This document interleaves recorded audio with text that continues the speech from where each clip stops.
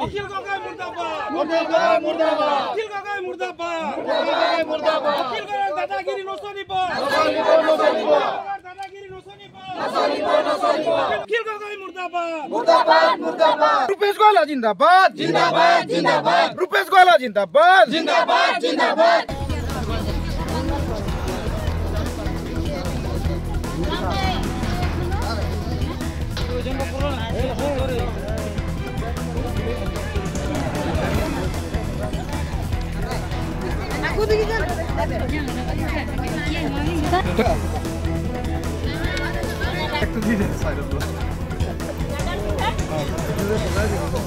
আমি চাহ বাগিচাত আমি তেখেতক আমি প্ৰৱেশ কৰাটোৱে নিষেধ কৰিছোঁ। আমি বেয়া পাইছোঁ তেখেতে সেই মন্তব্যটো কোৱাৰ কাৰণে যে বাগানৰ চাহ শ্ৰমিকক পাতাটো যদি দিয়া হয় তেতিয়াহ'লে গাঁৱৰ আদিবাসীকো দিব লাগে বুলি কৈছে, আৰু যদি গাঁৱৰ আদিবাসীক দিব নোৱাৰে তেতিয়াহ'লে বাগানৰ চাহ শ্ৰমিককো দিব নালাগে বুলি কোৱাৰ কাৰণে আমি বহুত বেয়া পাইছোঁ তেখেতক। সেইকাৰণে আমি আজি তেখেতৰ প্ৰতিমূৰ্তি দাহ কৰিছোঁ।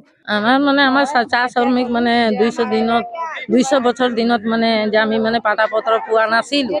আজি হেমন্ত বিশ্ব শৰ্মা আমাক বহুত সহায় কৰিছে। আমি কিমান দিনৰ পৰা লাগি আছো যে আমাক মাটি পাতা লাগে, তেতিয়া আৰু মাটি পাতাটোতো আমাক দিম বুলি ডিক্লেয়াৰ কৰি দিলে। এতিয়া অখিল গগৈয়ে কৈছে যে বোলে সিহঁতক যদি চাহ শ্ৰমিকক দিয়ে তো বাহিৰৰ মানুহকেইটাকো দিব লাগিব।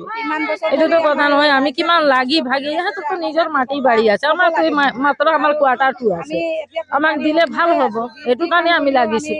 ৰাইজক কৈছে যে আমাৰ গাঁও অঞ্চলৰ মাটিৰ পট্টা পালেহে আমাৰ বাগান এৰিয়াৰ মানুহ পট্টা পাব লাগে, কিন্তু তাইতো দিয়া নাই নহয়। আমাক দি আছে আমাৰ অসম চৰকাৰ, হেমন্ত বিশ্ব শৰ্মাই। আৰু আমি ইমান দিন ধৰি আমি মাটিৰ পট্টাৰ কাৰণে যুঁজিয়ে আছোঁ, আৰু বৰ্তমান এতিয়া যদি দিব ওলাইছে তেতিয়াহ'লে সি কিয় ক'ব লাগে যে মাটিৰ পট্টা দিব নালাগে অখিল গগৈ।